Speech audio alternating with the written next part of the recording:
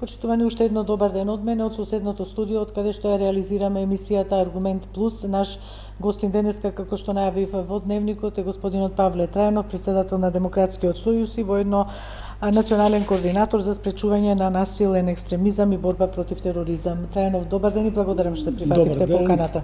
Благодарам на поканата. Доста збирнување на политичката сцена, повод да ве поканиме како дел од владеачката коалиција да ги прокоментирате. Се случи реконструкцијата, таа денеска влезе во собраниска процедура, се очекува некаде кон средината на јули да заврши целата таа процедура. Дали Демократскиот сојуз е задоволен, иако лично вас мислам дека не ве добре оваа реконструкција, меѓутоа втор, трет ешелон, доколку имате на тие позиции своји представници, премиерот најави за септември дека ќе бидат опфатени со реконструкција.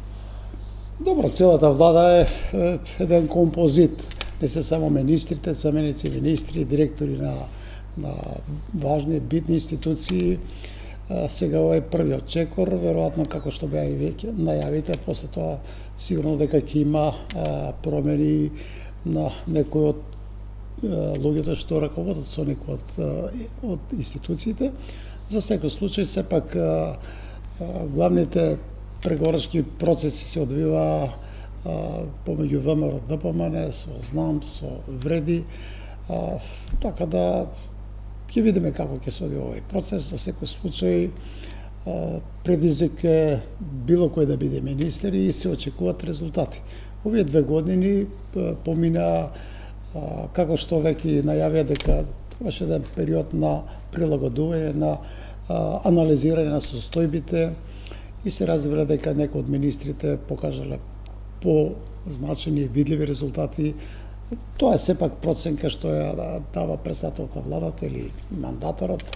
Со секој случај сметам дека добро е да има промени и добро е да има реална проценка на резултатите на активностите на се она што е направено и тоа да биде основа.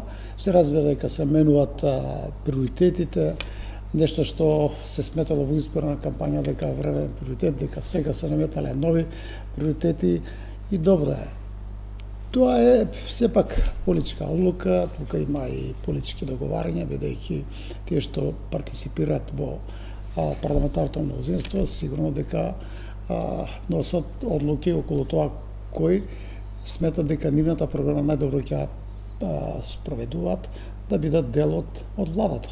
Така да не е до крај самостојна позицијата на председателот на влада или мандаторот, сепак е тука исто така многу битно влијанието на коалиционите партнери.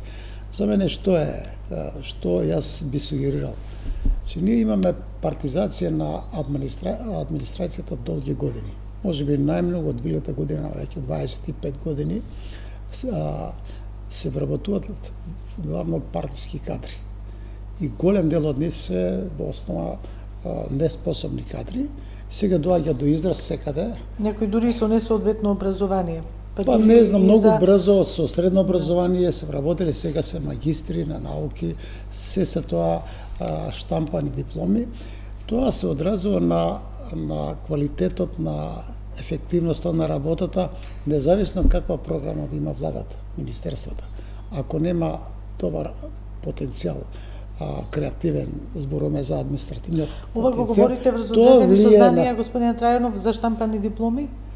Врз одредени па знаат сите граѓаните за. Така, добро. Тоа е, да речеме, едно... Дали врз некои конкретни примери? Не, мислам дека 90% од дипломите се штампани, зборуваме од приватните универзитети. Се да не ги набројам, но граѓаните знаат и тоа би било една од приоритети што треба да се среди, бидејќи ваков неквалитетен кадар се одразува на реализација на главните програмски приоритети на владата.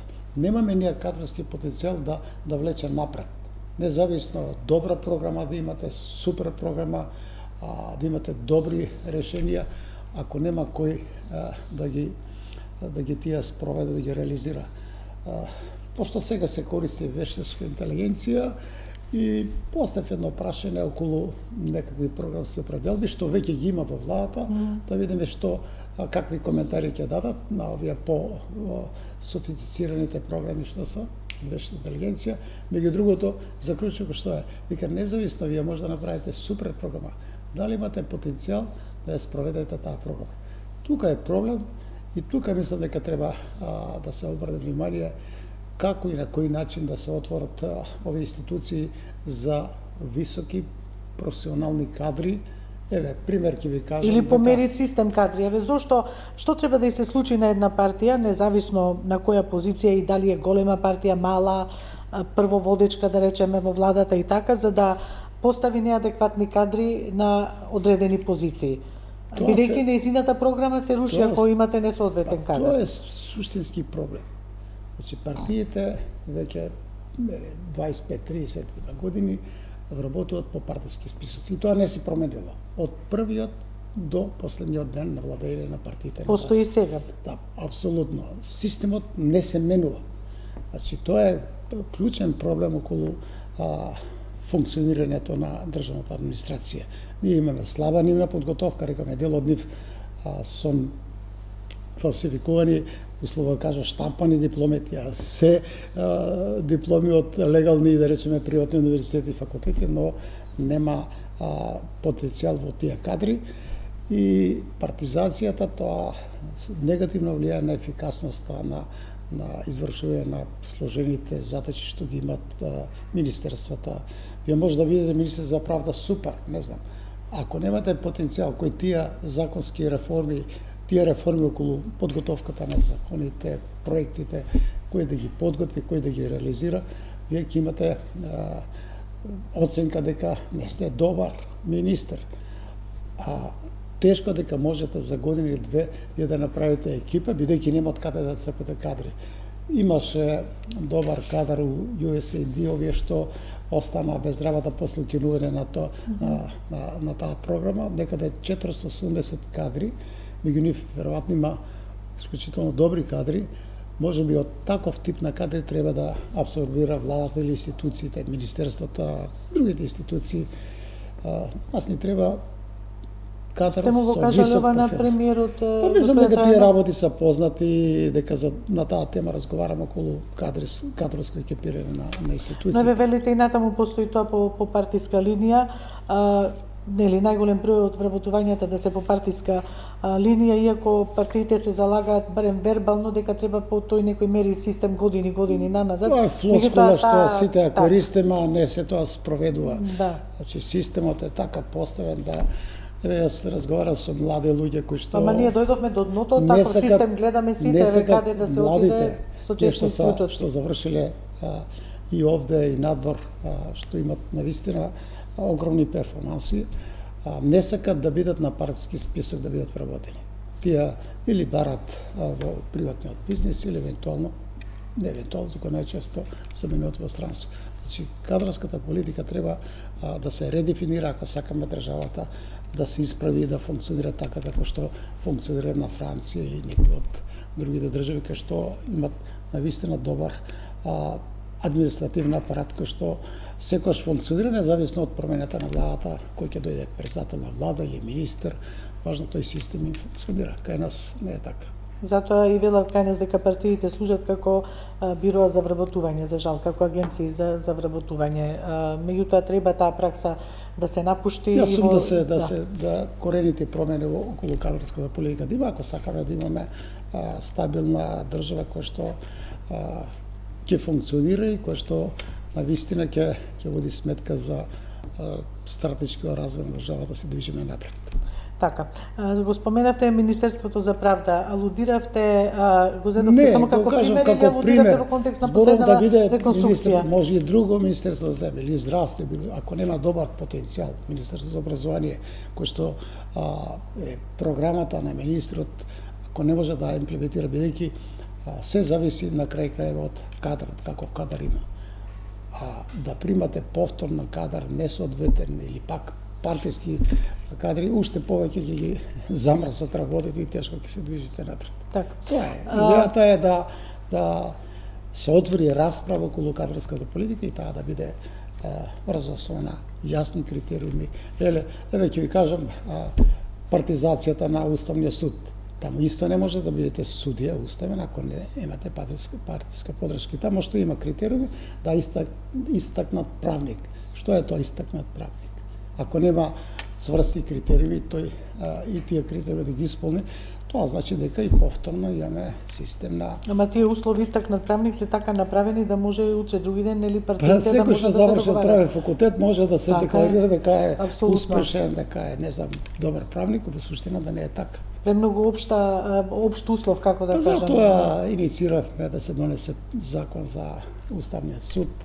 Тие работат брзо на деловник и тешко одат промените и таму. Зборам, ако имаме ние партиско влијание во изборот на суди и на Уставниот суд, замислите како тоа се рефлектира на секаде во цела држава, не знам, од локална самоуправа па се до врвни државни институции. Гледаме, за жал, секој граѓанин гледа, за жал. Тоа е како сериозен проблем, затоа треба да се отвори дебата и да се менуваат работите. Трајанов, еве, помина и 2 години од владата овој период, па имаше оценки дека оценката на власта беше дека учинокот што е досега направен е доволен за да сега со забрзани чекори да се забрзаат процесите и на реформите и на све. Од опозицијската страна велат дека не е ништо направено, па дури ова реконструкција не води кон суштинско подобрување на нештата, туку дека и натаму нема да очекуваат никакви позначајни ефекти. Каде е тука вистината според вас? Па вистината во тоа што тоа е трагедија за Македонија што ние во суштина немаме опозиција. 23 луѓе не прават опозиција. Ние немаме силна опозиција која што ќе ги анализира состојбите, речеме, со поизострен вид и ќе дава објективна слика и ќе предлага како да се менуваат работите. Ние имаме дневно партиски, да речеме, прекукување кои што не водат кон ништо. Трагедија за Македонија, како што нагласив, затоа што немаме ние сериозна опозиција. Тоа е катастрофа за Македонија. На нас недостасува силна опозиција која што да се обедини, да биде голема опозиција, која што ќе притиска власта да работи се подобро и подобро. Вака ние немаме, што мислите сега да има сега како што комотна сега за работа, така мислам, нема притисок од опозиција. Мислам еве како што секоја опозиција треба да се бори за промена на власта преку избори. Нашата опозиција или тие што се така декларираат како опозиционери бегат како ѓавол од крст од избори, затоа што не се подготвени. Башка сега, бидејќи не сакам да ги коментирам состојбите во партиите, но процесот на разслојување на најголемата опозиционна партија СДСМ продолжува. Сега се формираат некои нови, не знам, фракции и така. Тие фракции што нели предвадена излезе разговори наместо процес на консолидацијата и натаму продолжува со разслојување. Еве какова ќе се одрази за политичката сцена зборувам? Дали сметате, иако има негирање дека тоа ќе биде нов партиски политички субјект, тие сакаат да делуваат внатре во рамките на СДСМ? Расположението на СДСМ беше искажано уште истиот ден, дека тие гледаат дека е тоа фейк, дека единствено правилно нешто, вистинито нешто е, како го нарече председателот на СДСМ Филипче, тој Демократски фронт, се извинувам, се не можам да се сетам. Мислам дека треба да си направи тој темелна анализа. Ја не сум нивен советник да ги советувам, но вака како што функционират, еве, додеме за државните националните прашања. Во изборна кампања предлагаа некаква резолуција за евроинтеграција, врзано за внесување на бугарите во устави. Во една таква ситуација мислам дека сосема погрешна стратегија. Го знаат расположението на граѓаните, поголемиот дел, некаде 70-80% не се граѓаните не прифаќаат да бидат бугарите внесени во уставот, не заради тоа што се против бугарите, заради тоа што многу отстапки направивме како држава, а ништо од тоа нема некои позитивни ефекти. И тука целата стратегија е напади без соодветна аргументација и што најбитно евроинтеграцијскиот процес тие не го образуваат. Наместо да се направи заедничка стратегија, можеме ние внатре да се расправаме за сите прашања. И логично е да се расправаме позиција, опозиција, но кога се работи за наш врвен национален државен стратешки интерес Европска унија, ние мора заедно да действуваме. Апсолутно не се собират политички Не ве се поени, донесе само- нели таа декларација Не се решава црвените прашање. линии, македонските Декларација и црвени резолуција, тоа линии, доста. затоа да, Не, нема но потреба еве тогаш сите партии ја поддржаа таа декларација. Нема потреба. Меѓутоа, декларација. еве, повторно има Зборувам, разногласие. Треба да провладе државничко однесување кај сите партии да рече дека ова е наш национален интерес. Независно ние внатре можеме да се расправаме, но кога настапуваме надвор, настапуваме во еден глас, тогаш ќе имаме резултати. Вакви предупредувања доаѓале од сите што посетувале Македонија и вика не треба да действувате како раштиман оркестар. Оваа тема е клучна, ова е стратешка цел и треба заедно да действувате. Тоа треба да, ако сега ВМРО ДПМН е водечка партија и ако направи стратегија како да го движи овој процес, можеме ние да разговараме, да предлагаме да се дополнат таа стратегија, но ако се усвои таква една стратегија, треба да ја поддржуваме сите и тогаш можеме да имаме резултати. Но еве изборниот закон не да се обструкира целиот процес, да се презентираат во сите средби негативните, секој држава има и позитивни и негативни работи, вие ако ги пренагласувате, што очекувате да ве поддржи Европската унија или некој друг да дојдете на власт. Сепак на крај граѓаните ја носат одлуката на избори. Одлуката, апсолутно. А господин Трајанов, еве го имаме изборниот законник, еве тука застана работите меѓу власта и опозицијата. Денеска порака од Рокас дека е тој добар, треба со консензус да се усвои, тоа е многу битно нешто, консензуалните нели донесени закони, Европа многу држи до тоа. Меѓутоа никако да се најде консензус и за една изборна единица, добро, една изборна единица, опозицијата вели дека само тоа било ставено на дневен ред која беше лидерската средба, дека ова се согласање на диаспората нешто ново за Мицкоски. Дали сметате дека требаше ВМРО ДПМН сега да инсистира на гласање на диаспората? Јас да го кажам, стават и сега има можност на да Демократскиот гласа. сојуз околу изборниот закон. Вие дури имавте и закон малтене што не дојде на гласање, меѓутоа Значи треба темелни не го реформи доживеа тој момент. на изборните правила. Тоа е прва работа. Второ, ако сакаме демократизација и ако сакаме да се зголеми политичкиот надпревар, Македонија треба да биде една изборна единица, да се даде шанса и на други политички партии. Овој монопол што го држат, или еднопартиско владење, СДСМ и ВМРО, 35 години, мислам дека се покажа како неуспешен систем, дека да, се менуваат двете партии на власт, тие се носички партии, но многу тешко може да се обезбеди систем сега, вака како што поставя, да можат и други политички партии да се вклучат во... Затоа што најпаметните не се само во ВМРО или во СДСМ, така може би и сигурно има и во останатите нели политички групации. Се бара тука консенсус, кога ќе се договорат сите политички партии. Еве сега председателот на владата повикува да предложат било какви решенија, опозицијата ќе ги прифати за да поминат промените во изборниот законник. И мислите дека не може да се сети СДСМ или другите политички партии дека ако има таква отворена понуда да предложат Македонија да биде една изборна единица. Со тоа што значи има некој премолчен договор или меѓу кого? Да, помеѓу двете партии кои што 35 години се на власт, ВМРО СДСМ. Се разбира дека тука и Дуј обструира да не биде Македонија една изборна единица, па најавија добро ќе биде, ма 5% да биде изборниот праг и така. Да, изборниот праг, тој е превисок цензус за многу други држави. Јас сум, меѓу другото, против платена политичка реклама, да ги рекламата, пропаганда да плаќа државата.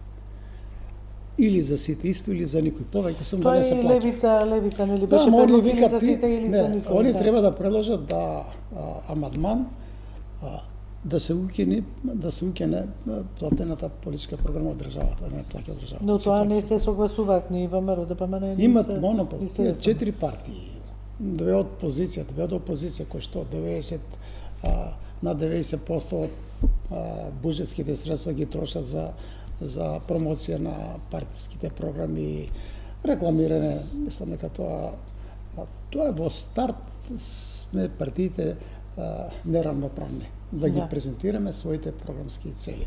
Но еве имаме сега измени тие треба да Еве, поминат. од кого очекувате да, бидејќи сега како што се работите, се крајно поларизирани двете страни околу гласањето, Не, сега- околу изборниот законник, еве да рекоме. Диаспората ја оспоруват, Да. јас лично се залагам да има можност диаспората да гласа. Да се најде формула, се разбира. Иако таа и сега може да гласа, меѓутоа знаеме дека тој процес многу ама скап, многу е скап, многу е скап, сложен, така. да патуват неколку стотици километри да дојде до гласачко Нешто место. треба да се измисли некакво решение апсолутно. Мислам Еве, дека да. владата власта е отворена, презатоа Но владата, еве повеќе да кажа, опозицијата не му отворена е верува за на сугестии. не и верува на власта, смета дека тоа е за да се направи изборен грабеж. Барем Добро, тоа се нека го спрови тој грабеж Да. опозицијата. Ако има механизам, ако има условно, сигурно дека тоа не го поддржам, но грабежот важи за сите дека можат да го направат и позиција и опозиција. Тие имат силни машинерии и двете партии и ВМРО, ДПМНЕ и СДСМ. Така да тоа не може да биде аргумент дека власта ќе ги лажира, украде изборите. Системот треба да биде добар, да се заштити правото на глас, како и на кој начин ќе се гласи и се разбира да се елиминират сите можни злоупотреби. Тоа нека размисла опозицијата, Така и време и за нека нов изборен разговара. законник, не тоа нели Јас сум за тоа, ова еве нека опсел помине дихара. вака како што Така. бидејќи е дел од реформатската агенда, нека помине, но треба да се седне, да се направи нов закон. Имаме многу промени, имаме многу нелогичности во законот и треба да се Опозицијата најави надмине. Филип Астеринг, нели со околу 13.500 амандмани. Опозицијата сака да го обструира процесот. Не е тоа само врзано за гласањето на диаспората. Диаспората мораме да водиме сметка, како што и другите држави водат, да имаме врска некаква со диаспората. Ако да ја инсистираме диаспората да биде активна, да инвестира во Добро, Македонија. опозицијата најмногу спори со тоа, бидејќи тоа електронско гласање на диаспората дека не било ставено на маса на лидерската средба што беше и сега гледаат Еве во тоа сега, некакво ако не заговор. било сега е ставено, Така, има период, временски период има доволен, нека разгледат, нека предложат инструменти за контрола на тој процес да не се злоупотребува. Само тоа треба да го направат. Велите дека тоа би било некакво решение, да речеме, за излез од овој сајчор со какво кој што се Еве, ако клучните партии да се околу блокираат изборниот законник.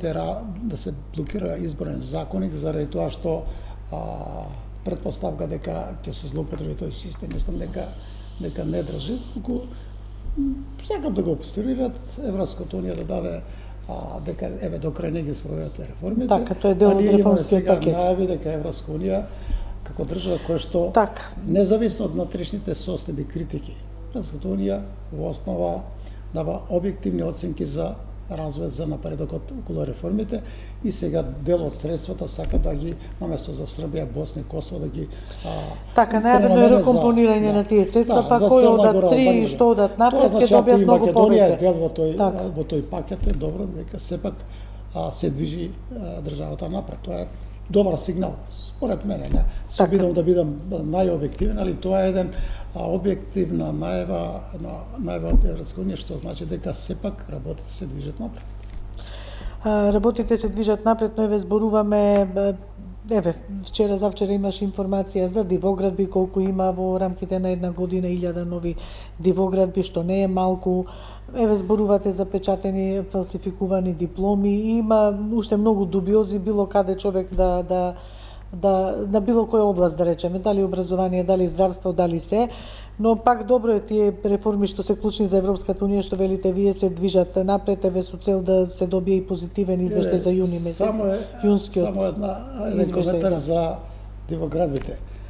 Европската унија притискаше Македонија да донесе закон за легализација на дивоградбите. Тој закон се донесе, тој преседан се направи и сега сите. Но тоа се дивоградби до 2011 година. ама што се зборувам, ако направени, еднаш да. се случил таков преседан, секој вика зошто да ги плаќам давачките према државата за комунални, не знам, работи така натаму, кога може ќе направи дивоградба и ќе донесе закон, повторно ќе се легализира. Значи тој процес долго трае, има рефлексија од тој закон, се разбира дека се разрешија многу отворени прашања, не го спорам тоа, но луѓето се ставени во неравноправна положба. Тој што е чесен, поштен, Така е. ги платил сите давачки, комшијата до него не платил ништо. И тука е сега... Па тоа исто пописот во имотот во Скопје, господин Трајнов, само 25 од граѓаните плаќаме данок во Скопје, другите не се, имотот го нема. Обврска е државата, управата за јавни приходи, финанси, да направат систем, да ги контролираат и работи, да барат, да се плаќаат. Знаете, сигурно се сеќавате кога нели се донесоа некои одлуки за рушење, мислам беше кај Мавровка зградата тој објект, па кај Мавровка трговскиот центар, дека како испадна, па немаше пари за бензин, за машините за рушење. Тоа е проблем објективен.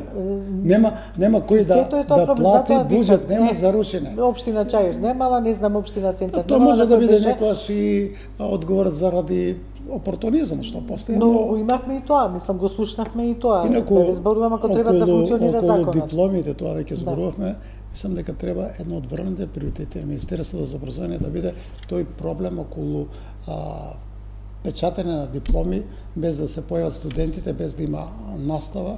Тоа треба да се реши, да се исише во корон. Добро, неколку програми, неколку се укинати, 5-16, мислам дека такви приватни почна, па тоа зборуваме дека многу работи се отворени, треба една по една да се решават, но не верувам дека може за година или две сите отворени прашања да ги разрешите, во меѓувреме се појавуваат нови проблеми. Така да, тоа е сложен процес, државата е сложен механизам и за да се управува за државата, треба добри ресурси, добри проекти, и се разбира дека се работи треба по словото на јакне законот. Дисциплината кај граѓаните, одговорноста кај носителите на јавни функции. А не со мито и со корупција, нели, како што знаеме, ве слушаме дури и суди подмитени и Па добро е што после долг период на универзитетот Гоце Делчев исто поддржувам борба против корупцијата, криминалот. Јас имам и посебен закон. Без тоа нема да стигнеме никаде, апсолутно. Затоа што почна обвинители, суди, не знам, адвокати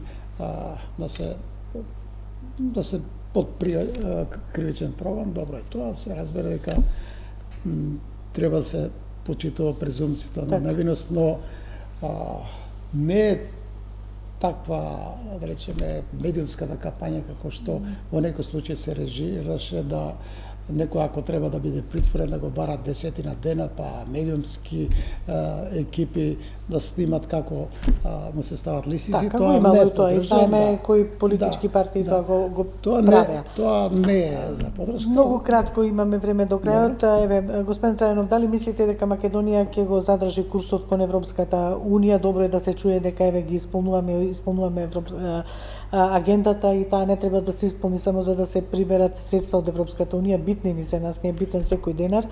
Меѓутоа, и заради останување на тој курс, и знаеме дека се уште Европската унија инсистира на усвојување на уставните измени. Еве, за некој ден доаѓа Марта Кос, комесарката за проширување, ќе ги видиме повторно пораките.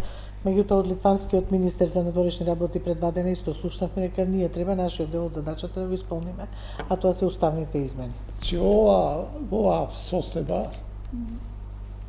е резултат на политиката што водеше СДСМ со ДУИ.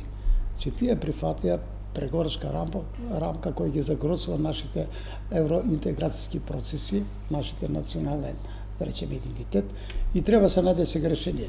Одговорноста се разбира дека паѓа зборува тоа владата, овој зид кој што го постави Бугарија на некој начин да го срушиме.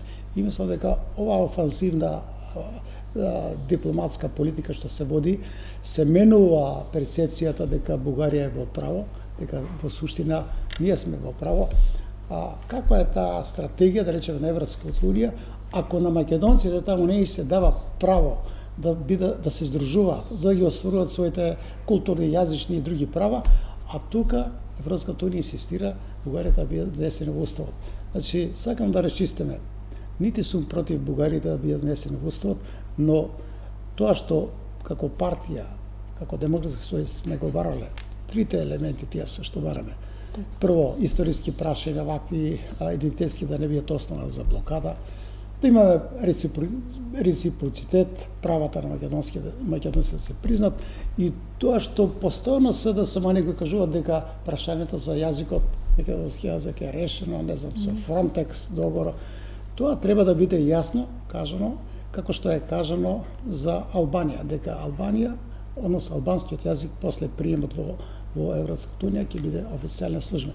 И ние така треба да биде за македонскиот јазик. После приемот да биде службен, бидејќи Бугарија има резерва со собствена декларација, пишува тамо дека сосема друго, не сакам ни да го тоа сега зборува. Дека е дијалект, така. Тоа значи дека ние немаме никаква друга алтернатива, освен да се движиме кон Европската унија, затоа што ние сме тука, припаѓаме на Европа и треба да направиме се.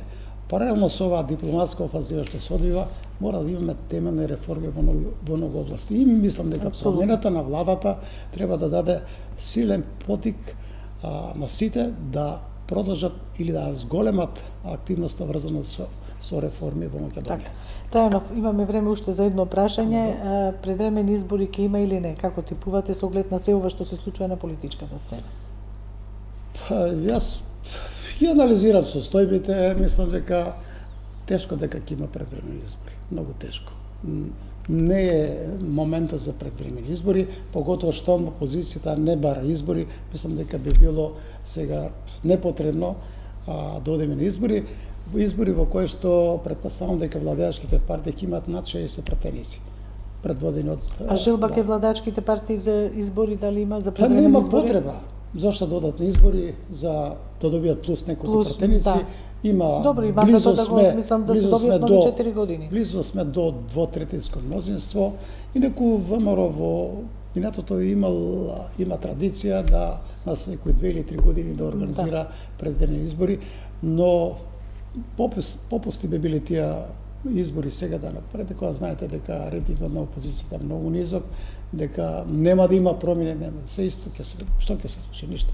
Вака има мандат од 4 години владата, него го тера мандат и после 4 години го окрупни мнозинството со уште еден пратеник нели од Демократската партија на турците. Има доволно пратеници, веројатно може и да се зголеми тоа мнозинство, нема потреба од било какви. Тоа е добро што турска партија ќе влезе во парламентот, сепак Турција е еден од нашите стратешки партнери. Добро е турската заедница да биде застапена во владата. Тоа ќе има рефлексии на бизнисот, на односите со Турција, позитивни, да апсолутно поддржуваме на таква определба да влезат и турците во власт. Господин Трајанов, благодарам што бевте дел од ова издание на Аргумент Плюс. Благодарам многу и на вас. И благодарност до нашите почитувани гледачи, довидување.